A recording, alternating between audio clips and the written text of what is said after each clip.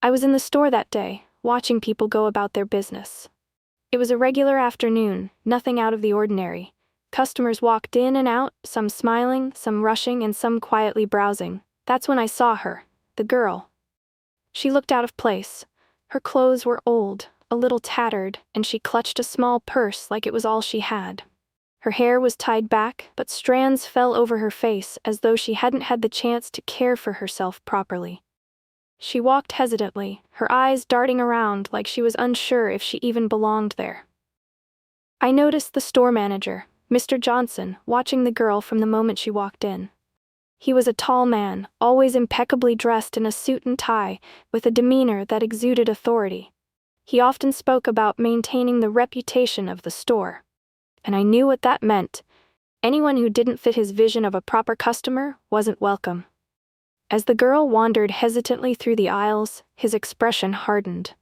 It wasn't hard to tell what he was thinking. He looked her up and down, his gaze lingering on her worn shoes and patched sweater, and his lips tightened in disapproval. By the look on his face, I could tell he had already made up his mind about her, as if she were an unwelcome stain on the polished image of his store. "Excuse me, miss," he said, his voice cutting through the quiet hum of the store like a knife. He didn't bother with subtlety. His tone was loud enough to draw the attention of everyone nearby. Heads turned. Shoppers paused, their curiosity piqued. Some exchanged glances, while others openly stared. The girl froze mid-step. Caught like a deer in headlights, she turned to face him slowly, her movements hesitant, as if she already knew she was in trouble. Her cheeks flushed a deep shade of red, and her hands tightened around the small purse she carried. "Can I help you?" she asked softly, her voice barely above a whisper.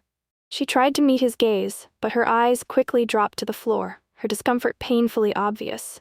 Mr. Johnson crossed his arms and tilted his head, looking down at her, as though she were beneath him.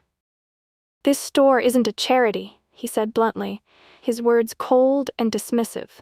His voice carried a sharp edge, the kind that made it clear he wasn't interested in any explanation she might offer. "If you're not planning to buy anything," he continued, his tone growing even harsher, "I suggest you leave." The girl's shoulders slumped at his words, and for a moment she didn't move. It was as if she was processing the sting of his rejection, trying to figure out what to do next.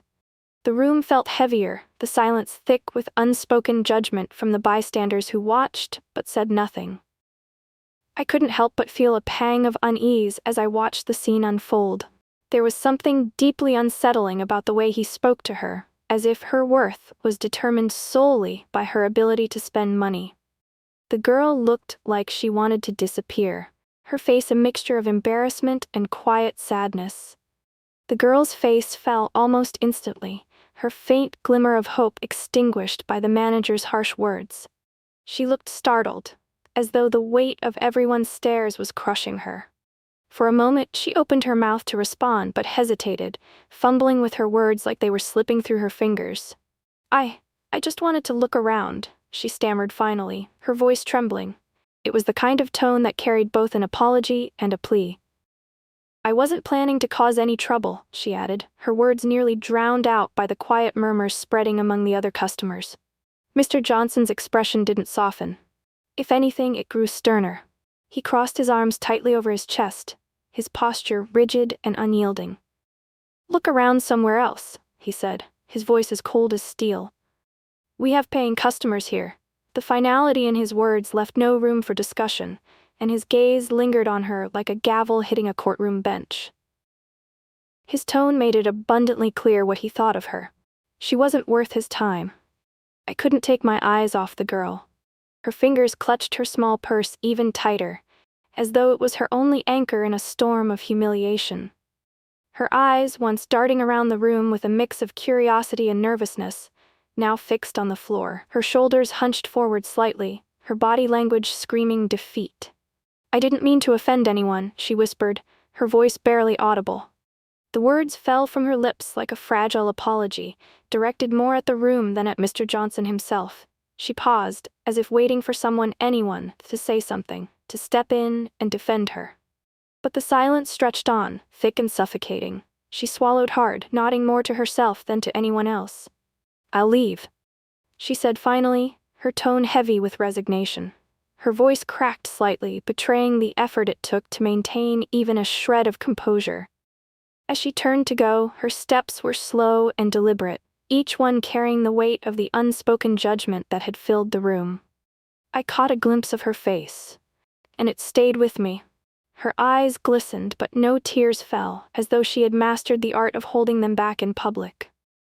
Watching her retreat like that, something inside me twisted. There was a palpable pain in the air, one that hung over the moment like a shadow. The people around her didn't speak, but their silence said everything. They had chosen to look the other way. As she turned to leave, shoulders hunched and head bowed, something slipped from her small worn purse. It landed on the polished floor with a faint, barely audible tap. I noticed it first, a small card, the kind people keep for business or identification. A middle-aged man standing nearby, dressed in a crisp suit, stepped forward and bent down to pick it up. "Miss, you dropped this," he said, his voice kind, yet carrying a note of curiosity.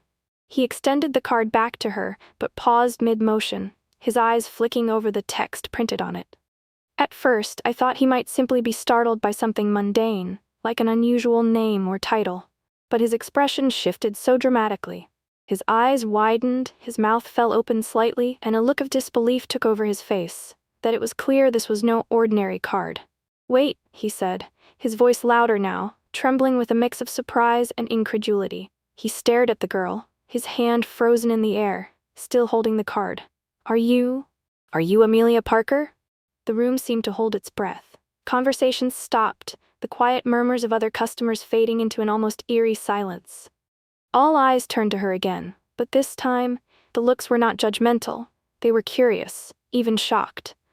The girl, who had been trying so hard to shrink into herself moments ago, looked up slowly. Her face turned pink under the weight of everyone's attention. She hesitated, clearly debating whether to confirm or deny the question. Finally, she gave a small, almost imperceptible nod. "Yes," she said softly, her voice barely audible over the pounding quiet of the room. For a moment, no one moved. It was as though time itself had paused. But then, the weight of that name began to sink in. Amelia Parker. The youngest heir to the Parker family, a family that wasn't just wealthy but astronomically rich, their fortunes spanning generations. The Parker name was tied to luxury hotels, prestigious charities, and high-profile business ventures. It was a name that carried power and influence.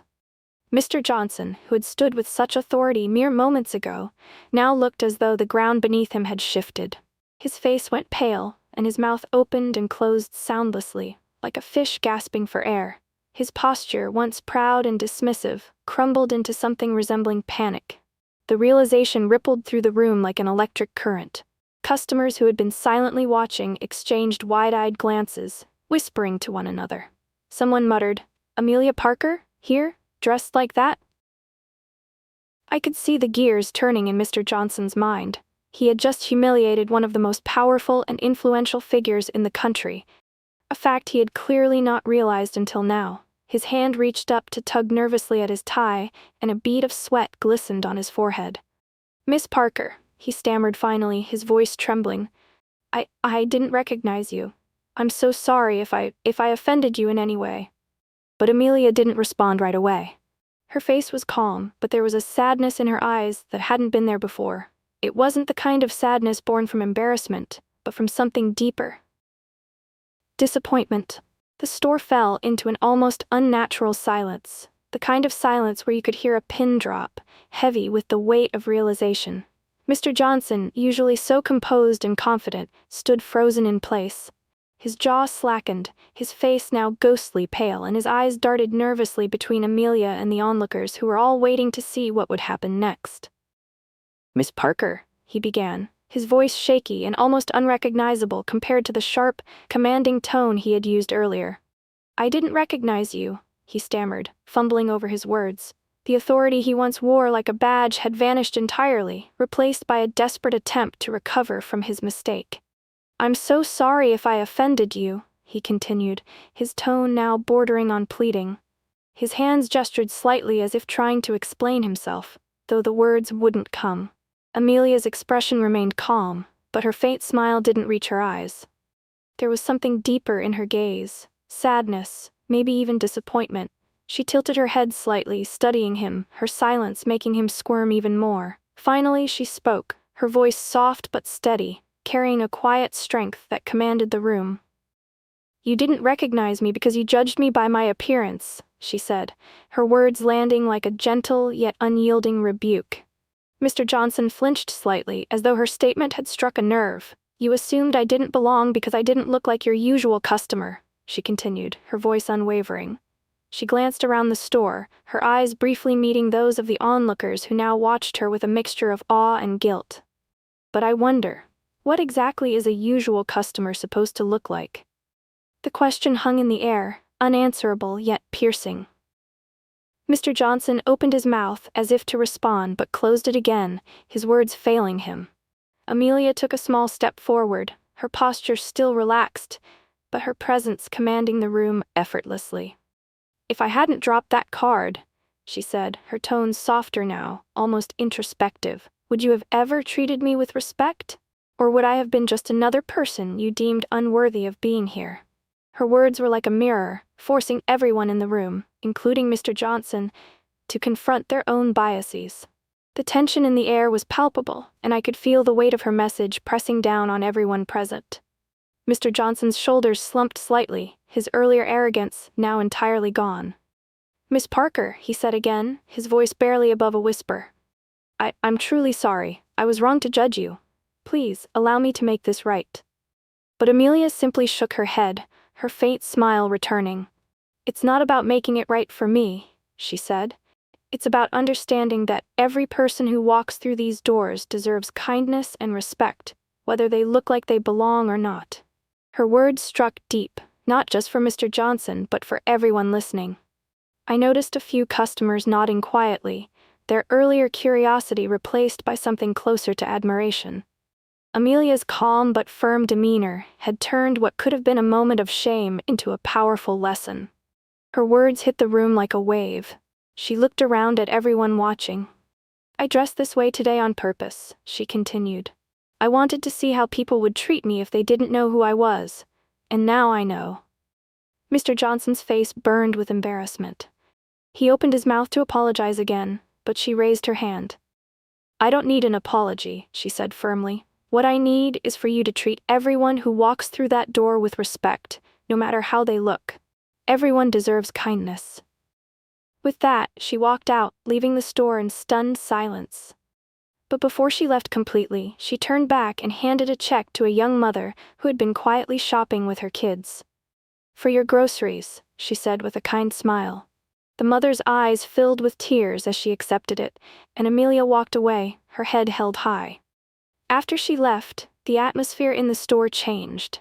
People whispered among themselves, some shaking their heads at Mr. Johnson. That day I learned a powerful lesson. Never judge someone by their appearance. You never know their story, their struggles, or their worth. And sometimes the people who seem like they have the least are the ones who have the most to teach us. Thank you so much for watching. If you enjoyed this story, and it left you feeling inspired or moved, don't forget to give it a thumbs up. It really helps support the channel.